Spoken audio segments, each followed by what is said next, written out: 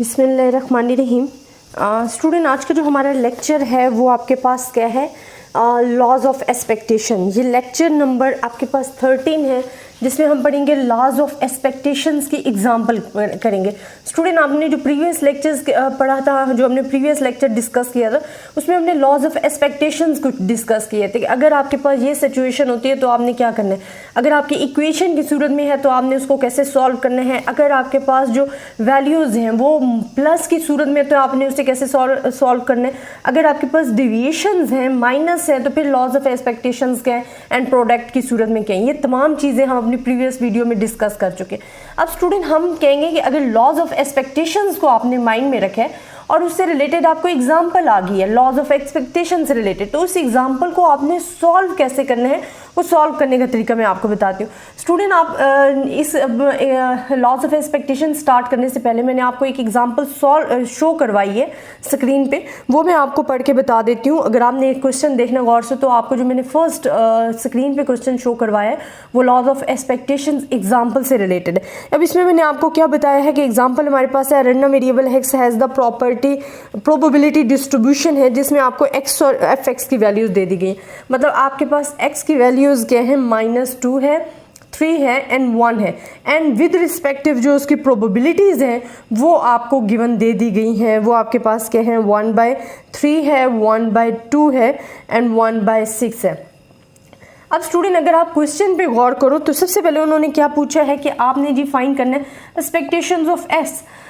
अब student, laws of expectations में भी हमने पढ़ा है, हमने प्रोबेबिलिटी डिस्ट्रीब्यूशन में भी पढ़ा है कि जो एक्सपेक्टेशंस ऑफ एक्स होता है वो बेसिकली आपके पास म्यू है, और आपने उसे कैसे फाइंड करना होता है, आपने एक्स की वैल्यूज और उनके रिस्पेक्टिव जो प्रोबेबिलिटीज़ हैं उनको आपस में मल्टीप्लाई करना होता है, और जो आंसर आता है वो आपके पास एक्सपेक्टेशंस ऑफ एक्स होता है। अब -2/3 आपके पास आंसर आ गया, 3/2 आ गया एंड 1/6। जब आप इसे सॉल्व करते हो तो आपके पास जो आंसर आता है वो 6/6 आता है, is equals to 1। It's mean जो आपके पास म्यू है, एक्सपेक्टेशंस ऑफ एक्स है, इट्स आंसर इज ओनली 1। ठीक है, वो आपके पास क्या आया है, 1 आंसर आया है।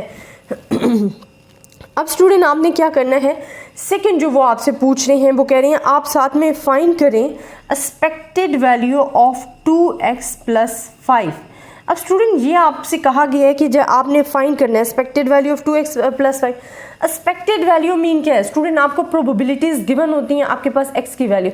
जब आपको यह कहा जाता है कि एक्सपेक्टेशंस ऑफ x फाइंड करें, तो एक्सपेक्टेशंस ऑफ x का क्या मतलब होता है कि आपने x और उसके रिस्पेक्टिव जो प्रोबेबिलिटीज हैं उनको आपने मल्टीप्लाई करना है। अगर वो आपको कह रहे हैं कि आपने एक्सपेक्टेशंस x की जगह कोई और फंक्शंस लगा रहे हैं, तो आप वो फंक्शन फाइंड करें, वो वैल्यू फाइंड कर, उसको विद रिस्पेक्टिव टू प्रोबेबिलिटीज जो है उसे मल्टीप्लाई कर दो, तो आपके पास आंसर आ जाएगा। अब उन्होंने यहाँ x की जगह हमें क्या वैल्यू दे दी है, फुल x की जगह आपको वैल्यूज दे दी है जी, क्या दी है, 2x + 5। इट्स मीन आपको x की जगह 2x + 5 दे दिया।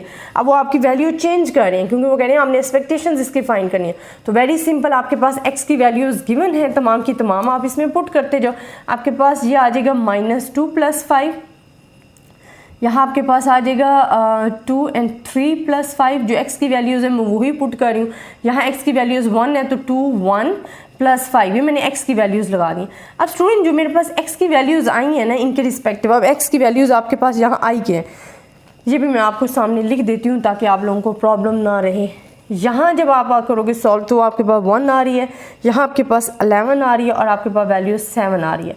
अब ये आपके पास आ गई अब 2x + 5। अब वो कह रहे हैं कि आपने जी फाइंड करना है expected value of this one. जब स्टूडेंट आपको एक्सपेक्टेशंस का वर्ड आ जाता है ना, तो मेन चीज़ एक्सपेक्टेशंस, लॉज ऑफ एक्सपेक्टेशंस में भी हमने पढ़ा था कि एक्सपेक्टेशंस क्या होती है कि x की वैल्यूज और उनके रिस्पेक्टिव प्रोबेबिलिटीज़। फिर अगर कोई और फंक्शन है तो ये आपके पास x के रिस्पेक्टिव जो हमने फंक्शन ली है वो and with respective to probabilities आपने मल्टीप्लाई करना है। अब प्रोबेबिलिटीज़ आपको गिवन है, आप क्या करो, 2x + 5 को मल्टीप्लाई कर दो प्रोबेबिलिटीज़ ऑफ x के साथ, ये आपके पास सॉल्व हो जाएगा। अब स्टूडेंट, हमारे पास देखिए यहाँ 1 है, जब सॉल्व करोगे मल्टीप्लाई तो 1/3 आ जाएगा। 11 को मल्टीप्लाई करोगे तो 11/2 आ जाएगा। 7 को मल्टीप्लाई करोगे तो 7/6 आ जाएगा। जब आप इसे सॉल्व करते हो स्टूडेंट, तो आपके पास जो आंसर आता है वो आपके पास टोटल आएगा 7। आपके पास 7 आंसर आ जाएगा। तो ये हमने विद रिस्पेक्टिव जो प्रोबेबिलिटीज़ हैं वो सॉल्व करनी है।